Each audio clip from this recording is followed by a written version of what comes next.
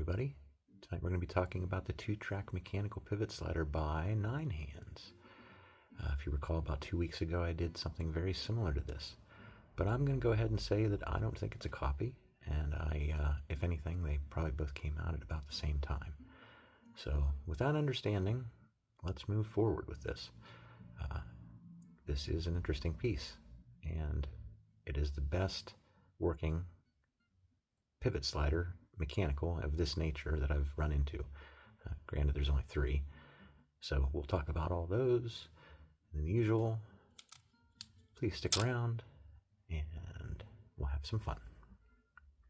So like I said, out of the 3 that I have that perform like this is by far the best performing out of the bunch, and the one that I would recommend for sure.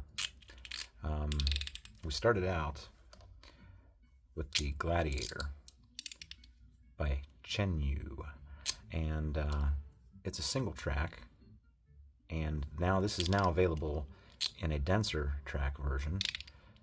I'm satisfied with this one, but I've always been a little dissatisfied with how difficult it is to hold while you're manipulating it. I've also always used this finger here to sort of finish my spins, and it's been a little hard for me to do it otherwise. And then, like I said before in the previous videos, it's hard to hold. You're really only holding it in a few different places because of the shape, so it's a little hard to grip. And whenever this thing came out, I thought, well, that's nice. It's got nice, thicker, it's got more squared off edges. It doesn't have the slopiness, and I guess what I mean by slopiness is it's kind of slippery in this direction as well as like this. So the corners, there's not really corners here, but the more squared off edges is what I was looking forward to. And this was not bad, but as I took it apart and looked at it, I just found more and more things about it that just point to its, I don't know, it's not as well made as either of these two. Pretty sure that the etching on here is just laser etched, it's not machined. That's not a big deal, but it did have tape here and here, and I took that off, and that, of course, now it's pretty rattly. And the big issue with this one, of course, is the amount of slop. If I hold the bottom steady, you can see how bad that is, and then we'll just quickly compare that to the Chenyu, hardly at all, and then to the new one, not much at all. So this is more like this. This is really the tightest. This one has a little bit of slop. This one has horrible slop. So I think this one is not bad, but the fact is these are priced about the same. Why not get that one instead? The internals are different.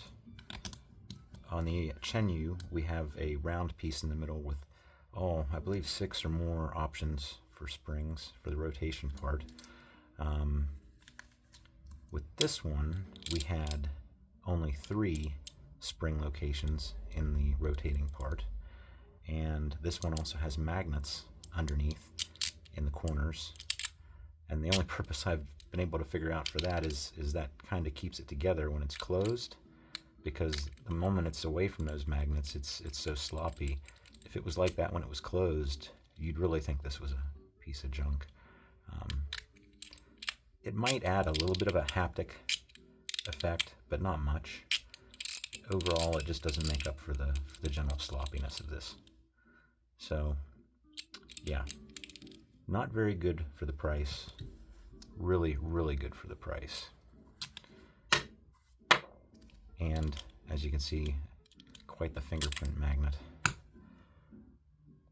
Comparing with a few others, the only other mechanical one that I had that was similar was this one, and it is the Lollipop by EDC. I believe that's right. I have this is the mechanical version, and then I have the magnetic version, which has a little 4-leaf clover down here, and it's pretty good too. But it's called the 4-leaf clover, I think. Anyhow, that was the only one I had like that. The Chen battle shield is similar. Whenever the balls aren't in it, it rotates in the middle here. That's the important designation between the difference between this and this anyhow, and the other ones that I have is they rotate at a 90-degree angle, so to speak, and these rotate right in the middle. So this is a nice piece to have. Similarly, the pig nose, I have the pig nose / 42 Cosmo version in stainless steel. Same thing as the Chen battle shield there. That's it for comparisons of things that I have that are similar mechanically or magnetically. We'll run through size comparisons next, weights and measures, and then we'll take her apart. Okay, everybody's favorite, I don't know if that's true or not, but a lot of people have this, so I picked the Mackie CP3 as a comparison.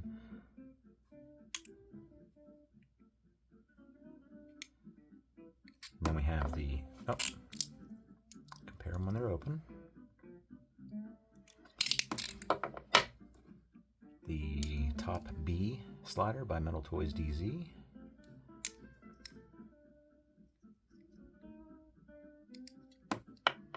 Then let's go back through these. The Chen Guardian.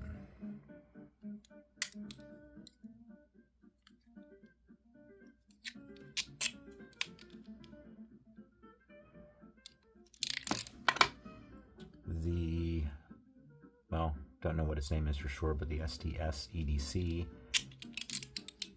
2-track pivot slider. Whoop.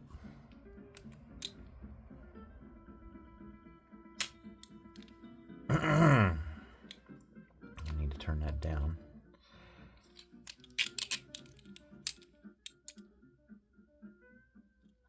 Okay, get this out. Not too many people have this, but I have it out, so I will compare it for you. The Lollipop by PD EDC. The Chen Battle Shield. About the same size, actually. Maybe the same thickness. This might be a little thicker.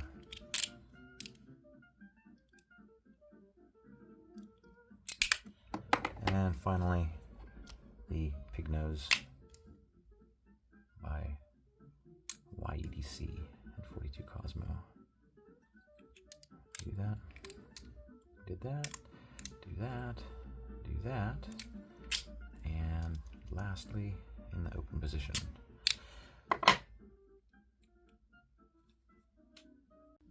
Okay, measurement time. We are at 50 millimeters on the nose, 28 on the nose, 13 on the nose. People in foreign countries are going, what does he mean by on the nose? It means exactly. I can't get that on there. There we go. It looks like about 69. 69, yeah. Alrighty. Take that off. Let's weigh this puppy. Like I said, there are no magnets in this one. Ooh, hefty, 101. Now the weight on this is a benefit. This top part having all the mass that it does, for me, makes it a lot better to get this rotation going. Before, if you remember on the other ones, I told you I had to finish my spins off by using this finger out here. Seemed like the most comfortable way for me to use it. And when I got this, now I have more of a corner to grab a hold of, and with a little practice you can get it to stop right where you want it to. And if not, you hold it close to your hand, it sort of smacks into your hand when it gets to that point. If you see this corner here, it comes and hits your hand. Well, generally, you get the idea. God, it's a fingerprint magnet. That's the only thing about it. Okay, let's take this puppy apart. We're going to be using a T6 Torx bit.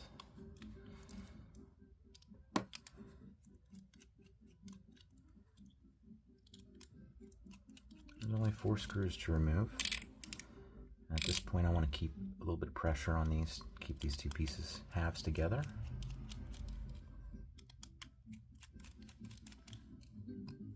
Push these off to the side. Okay, what I want to do is flip this over. I want those detents to be on top. So now we're looking at this side. I neglected to mention the lanyard hole. Let me pop this off. Then we'll talk about the lanyard hole. It's not quite big enough for paracord, maybe if you gutted the paracord, but the hole goes down in and then out the side there. Unfortunately, my little clip does not work with that. So on the inside here, this side, we have the dual tracks, and we have these two probably Delrin pieces, too stiff to be Teflon. Now those have a countersunk side and a non-countersunk side. When you're putting it back together, if you're having trouble, make sure those aren't accidentally flipped over. I'll cover that again when we go to put it back together again. But let's put these guys up here. This here. We have a spring and a ball, and okay. So now we're just going to take these.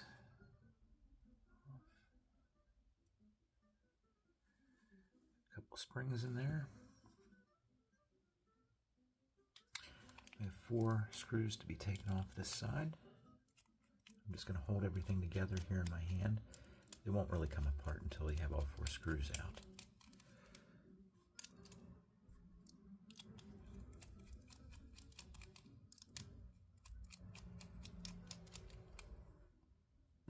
Okay, now flip it over this way and then lift off this top piece.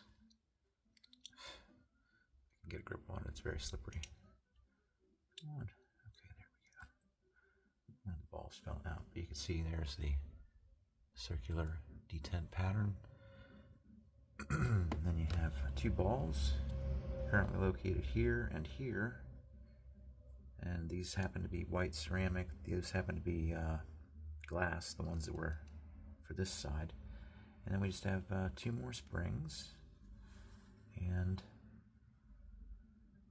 this middle part, and there's a little bearing in there that comes out as well. Now this looks like PEEK material, PEEK. I only say that because I have a slider like that, but color doesn't really necessarily mean anything. I think it's Teflon in the other ones. This is what differentiates this between this and the other two, at least this one and this one, mechanically speaking. This round part here, on this model, you have a whole series of, I think, 8 or 6 holes, just round circular holes. And in this one here, you have just 3, like 1, 2, 3. This one ends up being a little bit better than both of those, I think. Now putting balls in both sides doesn't change anything. It doesn't make the number of detents, or it doesn't make the number of clicks go up. Doesn't matter what orientation you put them in, the number of clicks you get will be the same, is what I'm trying to say.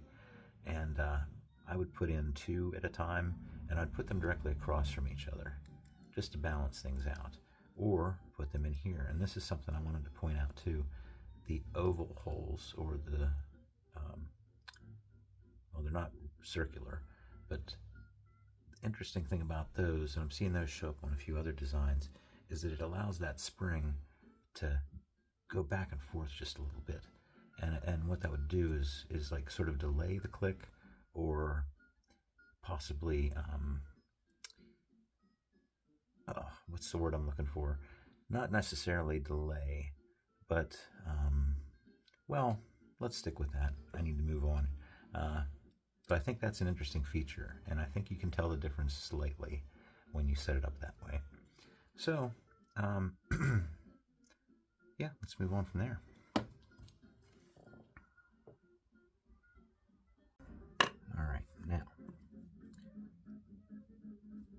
Okay, I'm just going to go in reverse. Drop that down in there. And I'm going to put a spring. Sometimes it's easier not to use the tweezers. Put a spring down these two holes.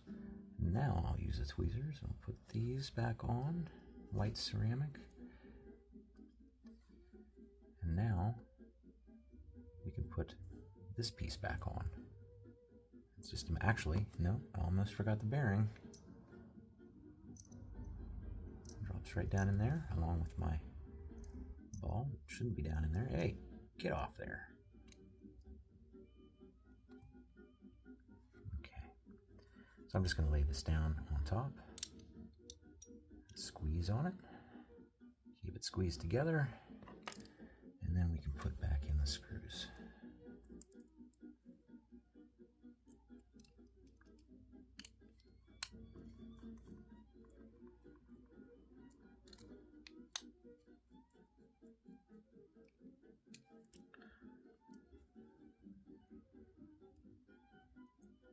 Whoops.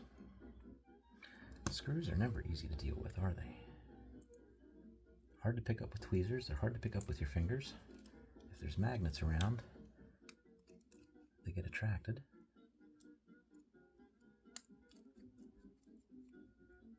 Okay, now put the springs back in. Put the glass balls back in. Now, lay this down. It is important, I should have said, to have this oriented. If it's not oriented correctly, let's say this is turned sideways a little bit, well, you need it to be oriented this way so that the two springs and balls will line up with these two tracks. That also helps it orient it so that the dovetail part of that slides into where it's supposed to. So now we'll put those glass balls back on.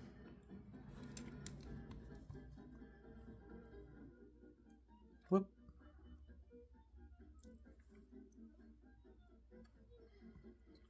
Now, again, one side of this has countersunk holes, the other side doesn't. You want the countersunk side to face downward because the screw has to drop down into the countersink. And that's how it's going to be when it's put together.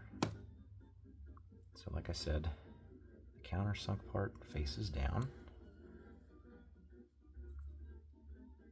Countersink part facing downward. Then you just move these two black pieces right here in the middle so that they're touching the inside edge here and here, or the inside edge of this piece and this piece. And then line them up as best you can. Now just take this and put it on here. Drop it straight down as best you can. Move it around a little bit if you have to. I've got it all together. I can slide it out of the way enough to get to the screw holes. There, I see I've accidentally put this one in upside down. So I'm going to turn this back over, lift this off, turn this one. The countersink holes have to be down. Realign this.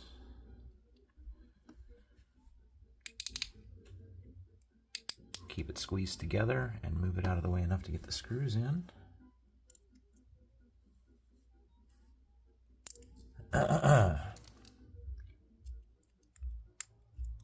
Okay, we're almost there. And put the other two screws in now.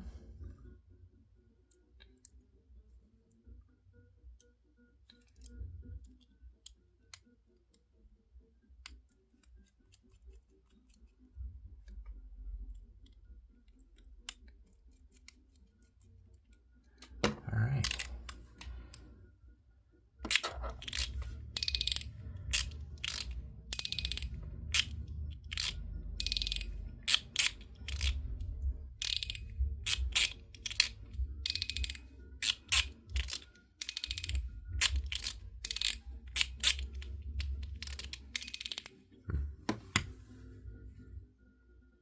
Out of these three, I picked this one.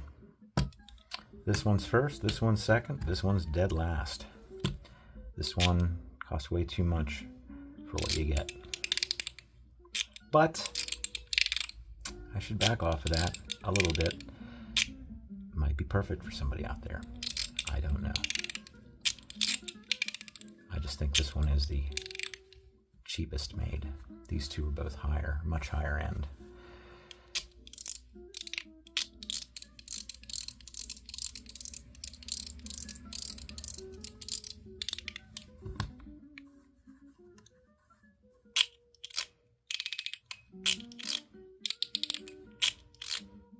It's easy to over-rotate.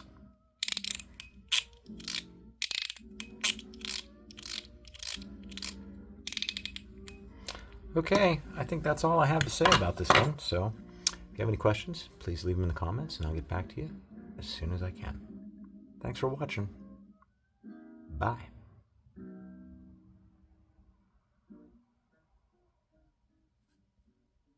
One last thing I almost forgot. I had to come back. I didn't tell you what came in the box. This pretty box here. And this pull tab on the side. Here's the back. Have the plastic bag that it came in. Here we have some extra parts, just more of the same kind of springs, like I said. Then 2 more glass balls, 3 more glass balls, and 2 more white ceramics. So not much rhyme and reason behind an odd number of balls being in there, but I'm just happy we got spare parts. And most importantly, for spare parts, we got extra screws. That's always good. And a complimentary screwdriver. I could do without that, but it's nice that they include it. Then that's it, but a sticker. Little sticker, 9-hand. The 9-hand octopus. I have to think this is a INS work brand. Don't know. Anyhow, that is what came in the box, and now we're done. Please leave any questions you have in the comments there, and I'll get back to you as soon as I can. Thanks for watching. Bye.